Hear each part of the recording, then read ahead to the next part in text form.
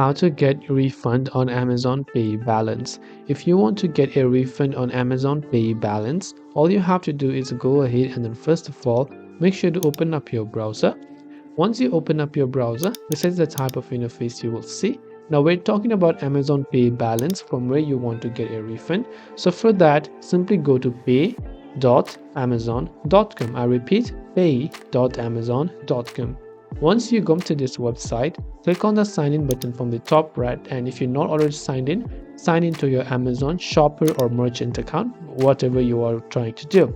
Now once you're here, you'll be taken to the Amazon Pay page option. Here you'll be able to see under the activity page any orders that you've made, and if there's a certain refund that you want to request, you can also go to Amazon orders page option, and once go there, you can click on the help section to request a refund for that certain order, similar for the Amazon Pay as well.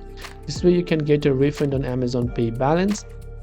I hope the video helped you out. If you have got any further questions, feel free to leave them down in the comments below. Thanks for watching till the very end of this tutorial, and see you soon as always in our next video.